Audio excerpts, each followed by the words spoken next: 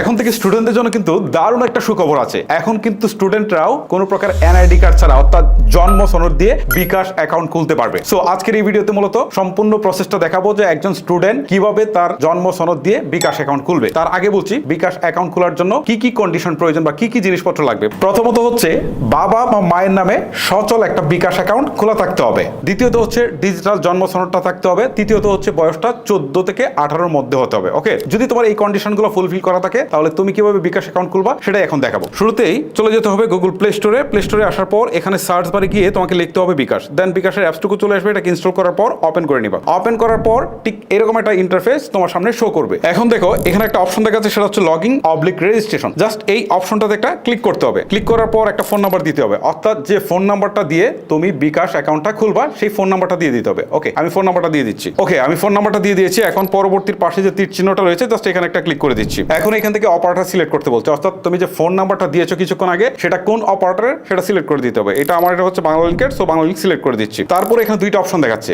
একটা হচ্ছে জাতীয় পরিচয়পত্র আর একটা হচ্ছে জন্ম সনদ। যেহেতু তুমি স্টুডেন্ট, সো তোমাকে জন্ম সনদ দিয়েই এই বিকাশ অ্যাকাউন্টটা খুলতে হবে। সো এখান থেকে জন্ম সনদটাকে সিলেক্ট করতে হবে। এখন তোমার সিমে একটা ভেরিফিকেশন কোড যাবে, আসার পর জাস্ট অ্যালাউ করে দিলেই হচ্ছে, আর কিছু লাগবে না। অটোমেটিক নাম্বারটা এখানে নিয়ে নিবে, তারা ভেরিফিকেশনটা করে নিবে। ওকে, এক্ষেত্রে তোমাদেরকে বলি যে তুমি যে ফোন থেকে আসলে বিকাশ অ্যাকাউন্টটা খুলবা সেই ফোনে কিন্তু সিমটা ইনসার্ট করা থাকতে হবে। ওকে, সো এখন দেখতে পাচ্ছ যে আমার আসলে ফোন নাম্বারটা ভেরিফাই হয়ে গেছে। এখন এখান থেকে যে অপশনটা আসছে এখানে বেশ কিছু শর্তাবলী দিয়েছে, এগুলো জাস্ট পড়ে নিবা। এগুলো পড়ার পর তুমি এই যে সম্মতি আছে জাস্ট এই অপশনটাতে ক্লিক করতে হবে। জাস্ট সম্মতি আছে, এটার পাশে তীর চিহ্নতে একটা ক্লিক করে দিতে হবে। এখন এখান থেকে বলছে যে তোমাকে ডিজিটাল জন্ম সনদের একটা ছবি তুলতে হবে। ওকে, আমি এখান থেকে ছবি তুলবো, তার আগে জন্ম সনদটাকে রেডি করে নিই। দেখো ছবি তোলার জন্য পরবর্তী পাশে তীর চিহ্নটা রয়েছে, এখানে ক্লিক দিবা। তারপর হচ্ছে ওয়াইল ইউজিং দ্য অ্যাপ, এখানে ক্লিক দিবা। এবারে তোমার ক্যামেরাটা চালু হয়ে যাবে। ওকে, জাস্ট এখন ছবিটা তুলে নিলেই হচ্ছে। ওকে, আমি ছবিটা তুলে নিয়েছি। এখন সাবমিট বাটনে এখানে ক্লিক করে দিচ্ছি। ছবি তোলার পর দেখতে পাচ্ছ যে এরকম একটা ইন্টারফেস চলে আসছে। এইখান থেকে তোমার নিজের নামটা দেখাবে, তোমার জন্ম তারিখটা দেখাবে, তোমার জন্ম সনদ নাম্বারটা দেখাবে। ওকে, এটা কিন্তু অটোমেটিক ভেরিফিকেশন হবে। এগুলা কি তুমি ঠিকঠাক মতো চেক করে নিবা। যদি দেখো যে তোমার যে নামটা সেটা ঠিকঠাক মতো এসেছে বা তোমার জন্ম তারিখটা বা তোমার সমস্ত ইনফরমেশন গুলো ঠিকঠাক মতো এসেছে, তাহলে তোমার পরবর্তী স্টেপে চলে যেতে হবে। আর না হলে যদি দেখো যে কোনো জায়গায় ভুল আছে, তাহলে তুমি সেটাকে সঠিক করে তারপরে পরবর্তী স্টেপে চলে যাবা। দেন তুমি যে কাজটা করবো, নিচের দিকে পরবর্তী পাশে আবারও যে তীর চিহ্নটা রয়েছে এখানে একটা ক্লিক করে দিবা। দেন এরকম একটা ইন্টারফেস আসবে। এখান থেকে লিঙ্গ সিলেক্ট করতে হবে, পুরুষ হলে পুরুষ, মহিলা হলে মহিলা। তারপর হচ্ছে আয়ের উৎস এটা সিলেক্ট করতে হবে। এটা ডিফল্টে হচ্ছে অভিভাবকের উপর নির্ভরশীল, সেটা সিলেক্ট করা থাকে। তারপর হচ্ছে আনুমানিক মাসিক আয়, এটা একটা জাস্ট দিয়ে দিবা, 2000, 4000, 5000 দিয়ে দিবা। ঠিক আছে, বা ডিফল্টে যেটা আছে সেটা রেখে দিবা। তারপর হচ্ছে পেশা শিক্ষার্থী, এইটুকু সিলেক্ট করে তারপর নিচের দিকে থাকা তীর চিহ্নতে আবারও ক্লিক করে দিতে হবে। ওকে, দেন তোমার সামনে এরকম একটা ইন্টারফেস চলে আসবে। এখান থেকে তোমার বাবা মার বিকাশ অ্যাকাউন্ট নাম্বারতে তথ্য দিতে হবে।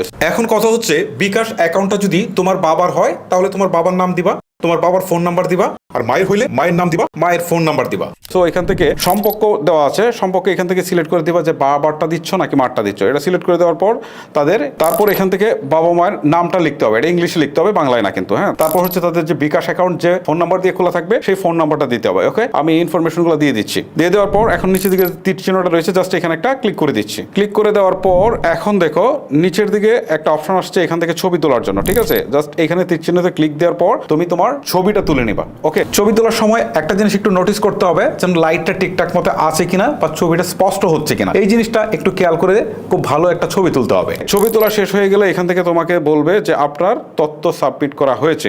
ওকে, তথ্য সাবমিট করা হয়েছে। তথ্য সাবমিট করার পর তোমার কিন্তু আরেকটা কাজ রয়েছে। তুমি যে তোমার বাবা অথবা মায়ের যে বিকাশ নাম্বার দিয়েছো সেখানে কিন্তু তারা একটা কোড পাঠাবে সেই সিমে। এই কোডটা কিন্তু এখানে বসাতে হবে। জাস্ট এই কোডটা এখানে আবার বসাতে হবে। কোডটা বসানোর পর এখান থেকে তুমি জাস্ট হচ্ছে পরবর্তী বাটনের পাশে যে তীর চিহ্নটা থাকবে এখানে ক্লিক করে দিবা। ক্লিক করে দেওয়ার পর এখানে থেকে তোমাকে বলবে যে বিকাশের পিন সেট করতে। এটা 5 সংখ্যার পিন তুমি সেট করে নিবা। ওকে, সেট করে নিলেই তোমার বিকাশ অ্যাকাউন্টটা কিন্তু খোলা হয়ে যাচ্ছে। দেন তুমি বিকাশের অ্যাপসে যাওয়ার পর তোমার ফোন নাম্বারটা দিবা এবং এখন যে পিনটা দিচ্ছে সেই পিনটা দিয়ে তুমি কিন্তু ইজিলি লগ ইন করতে পারবে। সো ভিউয়ার্স, এই ছিল মূলত আমার আজকের ভিডিও। যদি মনে হয় যে এই ভিডিওটি তোমাদেরকে হেল্প করেছে তাহলে ভিডিওতে একটা লাইক করে দিবা আর অন্যদের সাথে শেয়ার করে দিবা, যাতে অন্যরাও যাতে খুব সহজেই স্টুডেন্ট অ্যাকাউন্টটা খুলে ফেলতে পারে। বিদায় নিচ্ছি তোমাদের কাছ থেকে, আমি হিমেল। দেখা হচ্ছে নেক্সট কোনো ভিডিওতে। আল্লাহ হাফেজ।